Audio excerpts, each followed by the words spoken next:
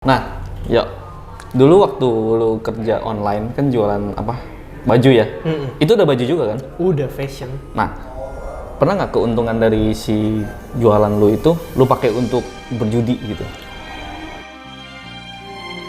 Kalau gue sih mungkin secara nggak sadar pernah kali ya, karena keuangan gue pada saat itu nggak dipisah. Oh, lu gabung jadi satu? Iya, semua. keuangan online shop dan juga gue pakai untuk sehari-hari Ya. dan juga untuk main judi dicampur tuh semua. Oh, lu jadi satu? Iya, jadi gue nggak pernah tahu ada kepake apa enggak, tapi gue yakin pasti ada yang kepake. Pasti ada kepake. Pasti, tapi gue nggak pernah sampai uangnya itu bener-bener habis dan gue nggak bisa ngelanjutin online shop gue nggak pernah sampai kayak gitu. Nggak pernah sampai begitu? Iya, karena gue selalu mengukur resikonya juga sih. Dan yang paling parah yang lu pernah alamin selama berjudi itu apa? Paling parah apa ya? Gue paling Tadi kan nyesek, gue tahu kalau paling parah. nyesek? Iya, maksudnya paling nyesek lah. Yang lu tuh sampai ruginya tuh parah Nyeseknya banget. bukan rugi ya, lebih ke kayak Apa tuh? gagal nggak kayak gini kan. Gue pernah ada di satu match tuh, itu di dalam judinya tuh ada kayak tebak skor begitu. Tebak skor? Iya, skornya berapa gitu. Gue inget pada saat itu kalau nggak salah ya Galatasaray lawan Real Madrid. Oke. Nah, itu skornya babak pertama Real Madrid udah menang 3-0. Oh, udah 3-0 tuh? Iya. Lu megang Real Madrid? Enggak, ini kan karena ini tebak skor, gue bisa kapan aja masuk gitu. Oh, ada begitu juga? Iya. Gue udah tahu sih, soalnya gue nggak pernah judi. Nah, di babak kedua, itu kan babak pertama tuh 3-0. Babak kedua, gue pikir gue bet aja 3-3 nih skornya. Karena itu kalau kita pasang 100.000 aja, kalau skornya akhirnya 3-3, kita bisa dapat sekitar mungkin 200 kali lipat gitu. Hah? Iya, bisa sampai kayak gitu. Gimana coba? Lu kan 100.000, lu bet 100.000, habis itu kalau ternyata menang 200 kali lipat. Iya, bisa dapat 20 jutaan gitu. 20 juta? Iya, itu kalau kita bet 100.000. Pada saat itu gue kalau sekali bet udah mungkin jutaan gitu. Gua Biar nggak dapet. supaya kalau di mindset lu tuh kalau menang tuh ratusan juta. Iya, biar naga cacing-cacing nih. Oh, itu istilahnya ya? Iya. Terus. Nah, terus babak kedua main, nggak tahu ada keajaiban apaan. Skornya tuh 3-3. Itu udah sesuai prediksi lu tuh? Itu gue masang 3-3 tuh nggak gue prediksi, iseng aja. Iseng aja? Iya, memang ngarepin naga aja gitu. Nah, ya, terus? Skornya 3-3, wah gila, gue pikir nih, abis ini gue bisa Makan gede nih? liburan kemana dulu nih. Liburan ke Hawaii gitu? Iya. Terus? Nggak tahu gimana, di menit-menit terakhir, 2-3 menit terakhir, tiba-tiba Ronaldo golin jadi 4-3. Jadi skornya tuh meleset. 4-3? Iya, nyesek banget itu, tapi ya gue pikir bukan rezeki kali ya. Tapi kalau di situ lu udah taruh nggak sesuai dengan prediksi lu, itu duit lu nggak ada sedikit pun balik, nggak ada. Ya tergantung kita betnya berapa. Misalnya lu taruh 100.000, 100.000-nya habis. Oh iya, kalau betting ya kayak gitu. Makanya yang membedakan betting sama trading kan, kalau betting itu kalau lu sekali dapat ya 100%, sekali hilang 100%. Kalau main judi. Trading, iya, kalau trading kan nggak kayak gitu. Trading kan- Kita kan bisa batasin kerugian kita. Oh iya betul. Nah, yang gue mau tanya, selain judi bola, lu kan menggeluti judi bola. Ada nggak lu judi yang lain, contoh togel atau apa gitu, ada nggak? Nah, uniknya di dalam semua judi, cuma judi togel doang yang gua nggak pernah gelutin gitu. Kenapa? Karena menurut gua nggak apa ya, risk rewardnya tuh nggak kena di gua. Lu harus nebak Angka. segitu banyak angka dan lu harus tepat gitu angkanya.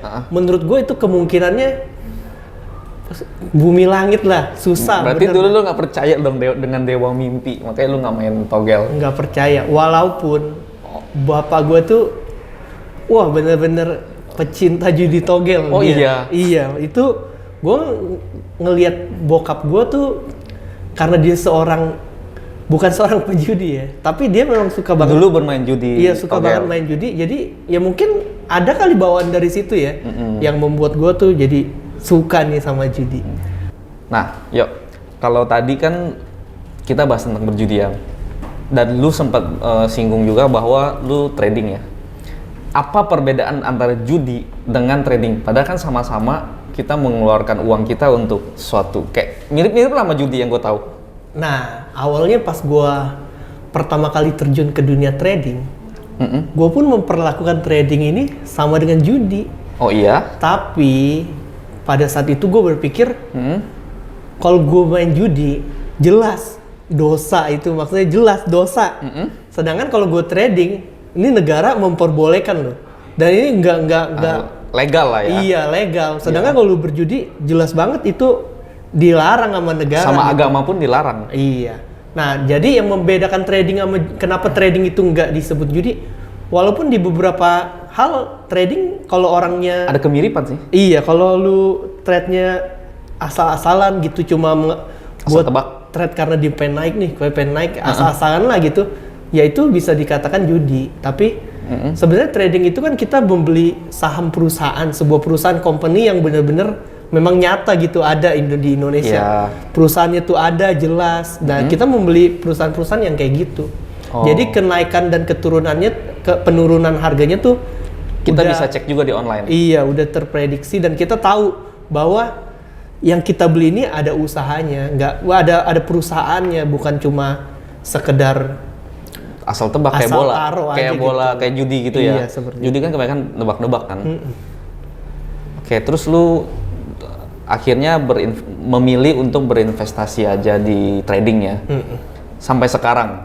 Sampai sekarang masih. Dan itu istri lu dulu bagaimana setelah tahu lu tuh seorang penjudi atau kan katanya kan tadi dia yang membuat, salah satu yang membuat lu tuh untuk Iya, betul. berhenti judi ya. Betul.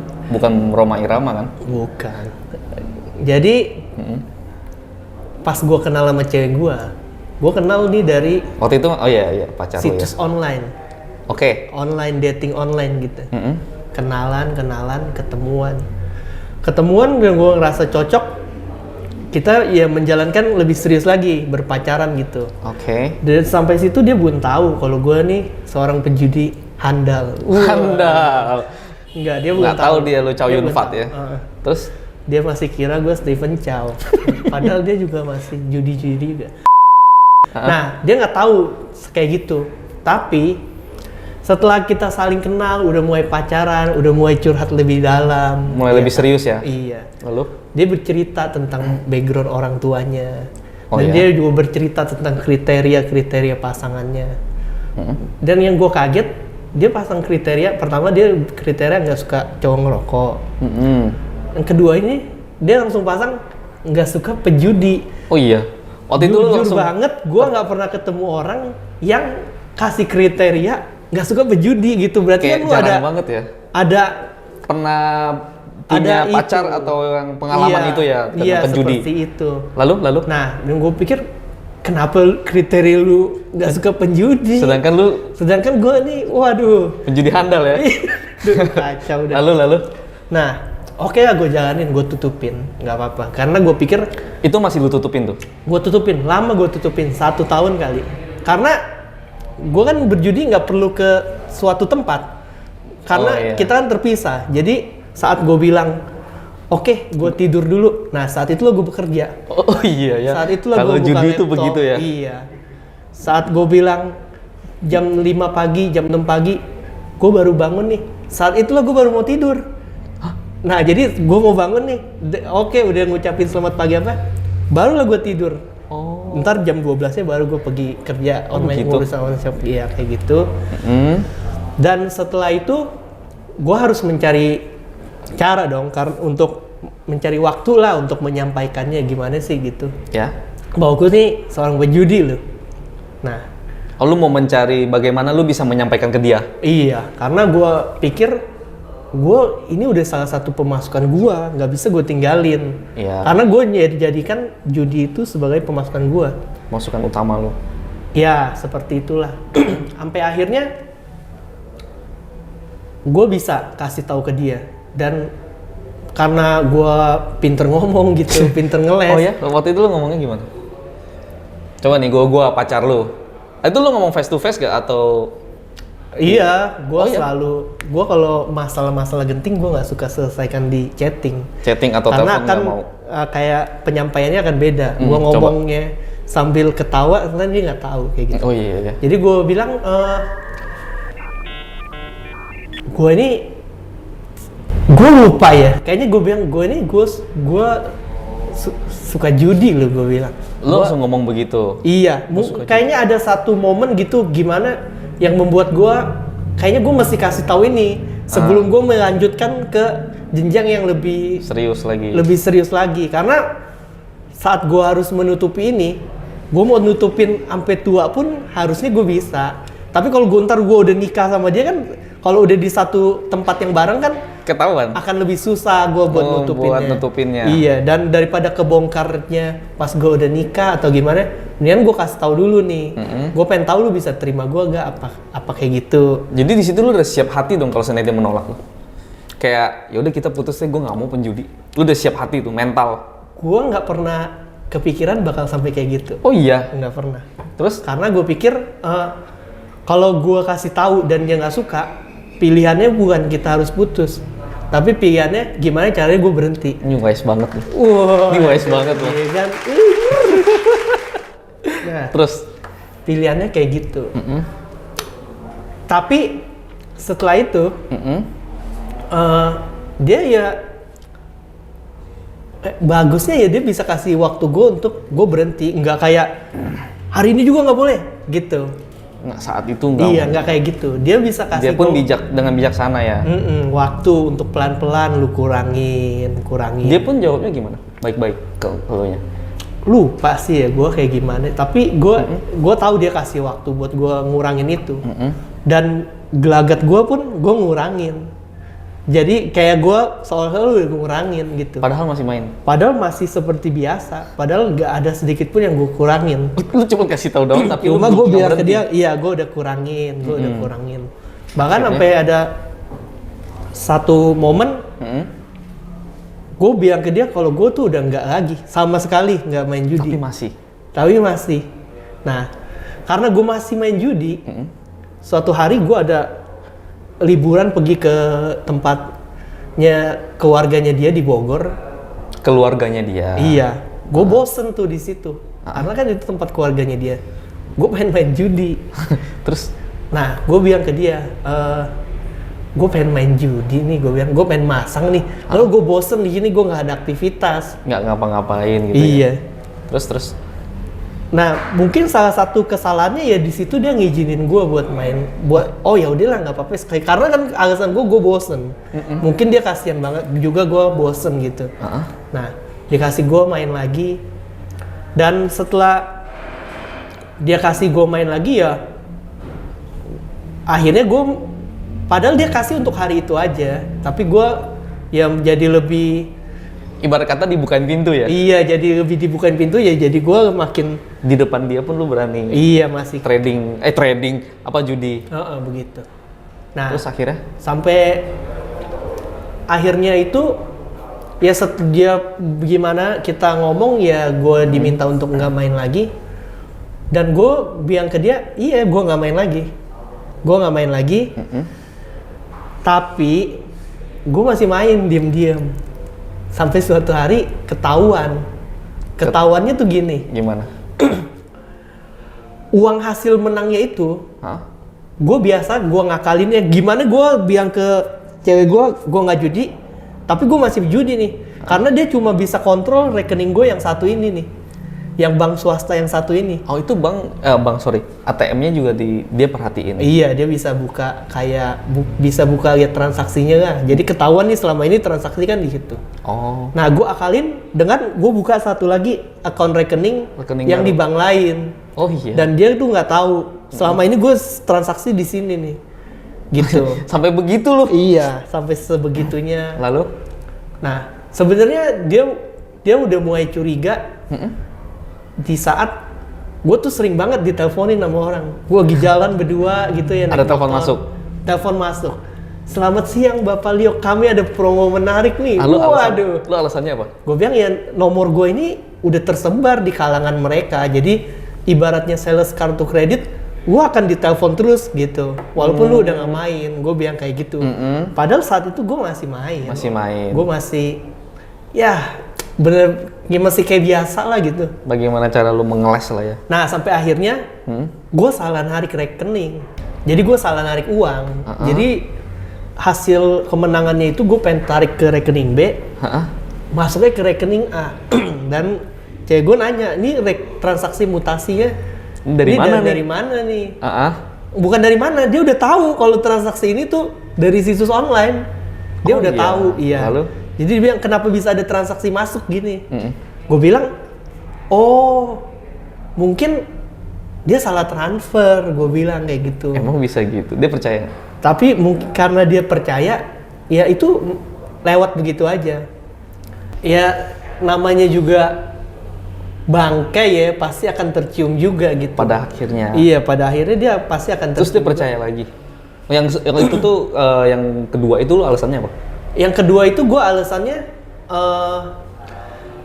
apa ya? Gue bilang kalau ini tuh sebenarnya ada cashback dan gue lihat cashback itu sayang. Lumayan gitu. Nah ya? iya, dan gue mainin dan dapat hasil segini. Jadi ya kalau segini nggak gue tarik kan sayang. Jadi gue tarik gitu. Akhirnya? Dan dia akhirnya percaya lagi. Oh iya. Nah, terus? sampai ke beberapa kali kesempatan itu, gue jadi berpikir,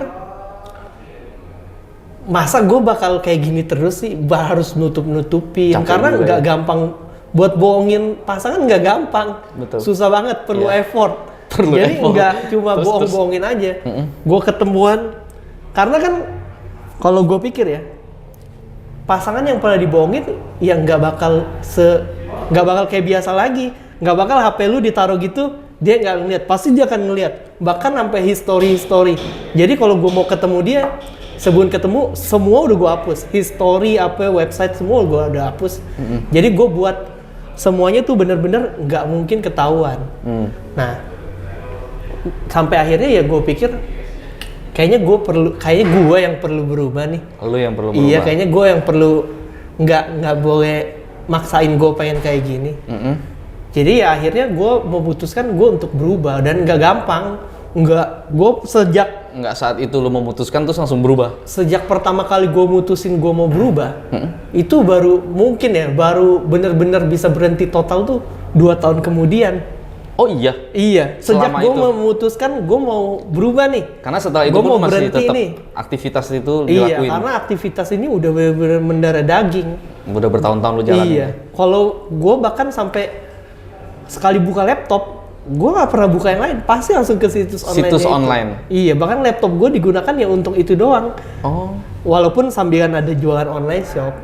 Nah, tapi aktivitas utamanya tuh itu. Kayak gitu sih.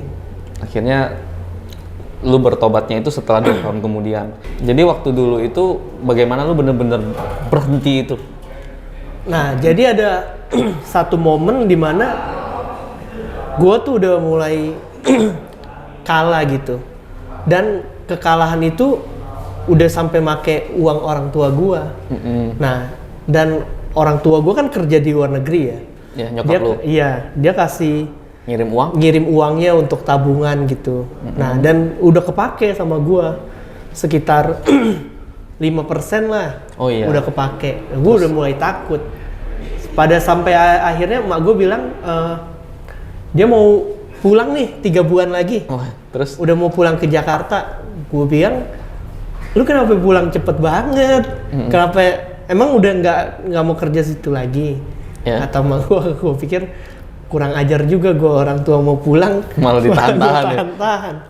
Tapi dia udah bulat sama keputusannya mau pulang. Oke. Jadi gimana caranya gue mesti balikin uang itu. Berjalan waktu, akhirnya orang tua gue udah mau pulang nih, ceritanya minggu depan nih. Udah deket lah harinya. Iya. Wah, pada hari itu, pada minggu-minggu terakhir sebelum orang tua gue pulang itu, emak gue pulang gitu, gue sangat gimana ya, dipenuhi rasa ketakutan. Karena gue pikir setelah ini pasti dia bakal nggak percaya banget sama gue, bakal kecewa banget sama gue, ya kan? Gue pikir kayak gitu. Terus tapi waktu itu uangnya masih udah kepake tuh. Iya, belum lu balikin. Belum, karena memang uangnya itu harus gue yang pegang. Lalu? Dan gue nggak balik, baru kepake 5%. Cuma gue bingung gimana cara ngomongnya gitu uang ini kepake. Akhirnya? Akhirnya karena overthinking, dipikirin terus, siang malam dipikirin gimana cara balikinnya.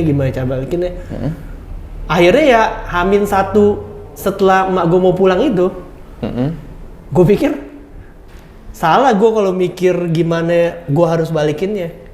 Jadi? Yang harus gue rubah itu ya Bagaimana? gimana gue berhenti untuk judi online ini dan lu kasih gimana gue kasih tahu sejujurnya ke orang tua gue kalau uang ini kepake buat judi online gitu. Nah, akhirnya emak gue pulang, gue jemput, pas di perjalanan pulang di dalam mobil Langsung ngomong tuh? iya. Atau lu mesti ada ketakutan dulu gitu? Pas takut banget. Takut pasti. Bener-bener takut banget. Takutnya tuh susah dijelasin, tapi Iya. itu takut banget. Tapi gue bilang, gue sambil ketawa-ketawa gue bilang, uang lu tuh kepake gua sama gue berapa puluh juta gitu. Sampai 10 juta? Iya. Buat apaan lu katanya?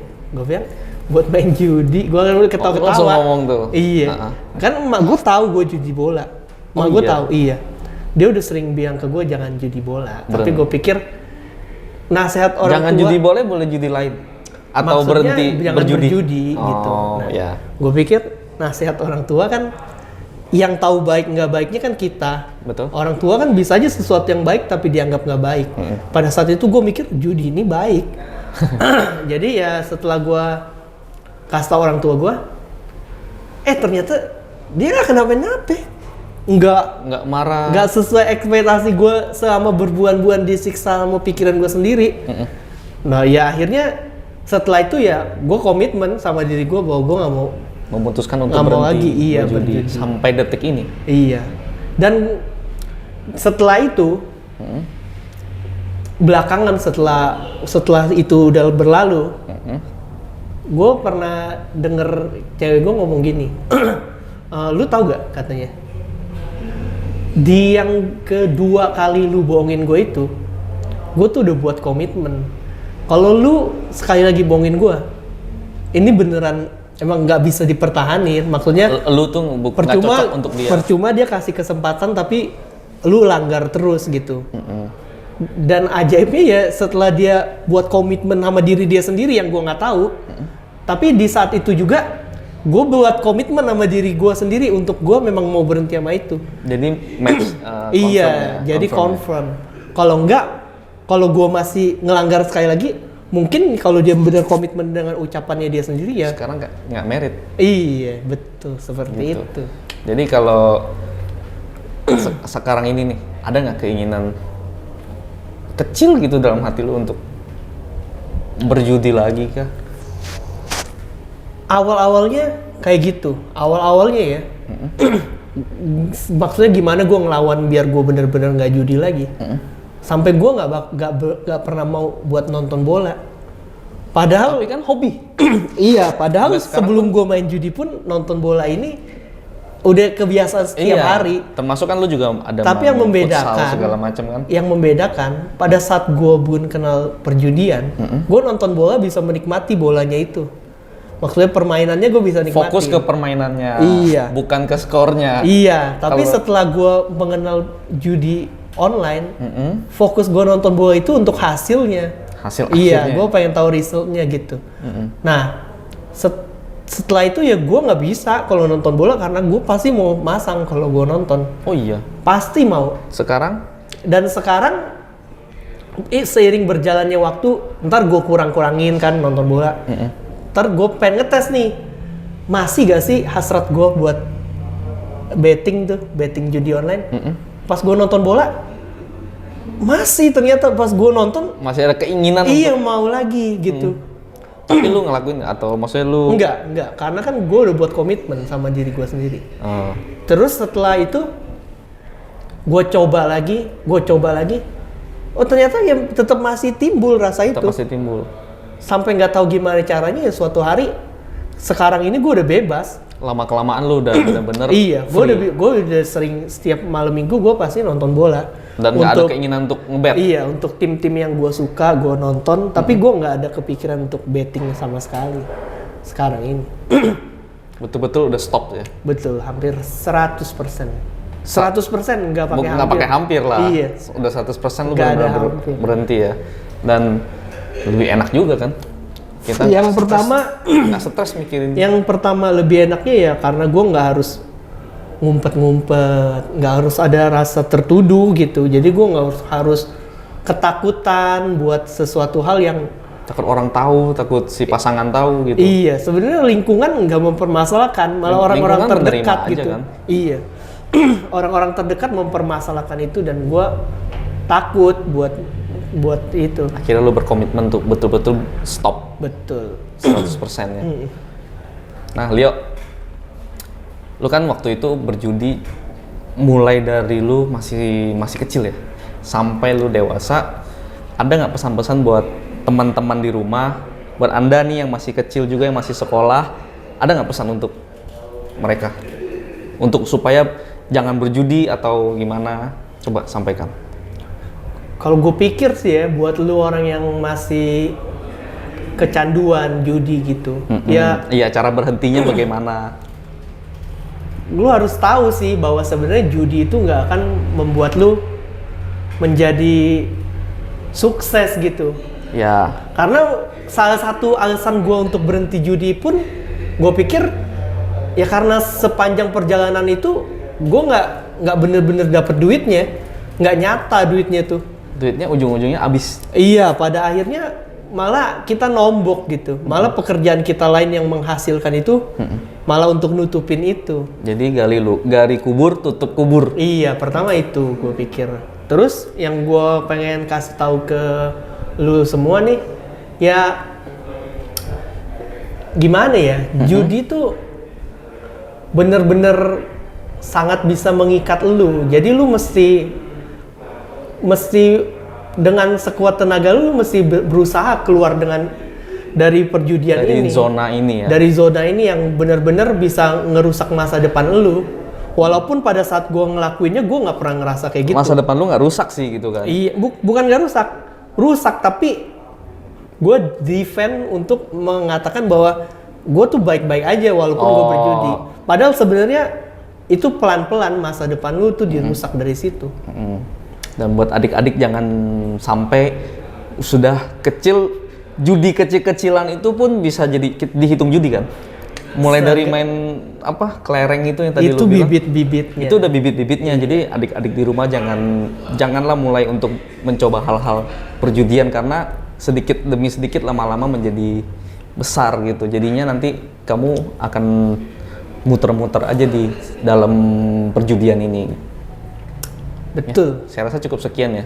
Oke. Kita ngobrol dan sharing-sharing dan gue sih jujur ya, gue merasa termotivasi banget dari lu tuh.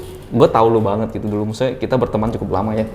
Terus waktu dulu itu tuh gue tahu lu seorang penjudi, tapi kan kita nggak main, bukan teman main yang setiap hari ketemu. Betul. Gitu kan. Terus gue tahu lu penjudi, terus gue tahu sepak terjang lu sampai lu benar-benar berhenti. Itu tuh kayak ini loh ternyata cerita langsung dari lu nya itu tuh kayak inspirasi gue banget gitu kan.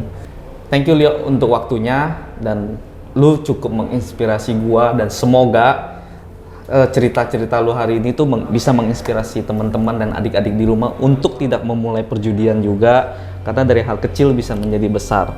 Dan thank you untuk waktunya hari ini ya. See you on next video.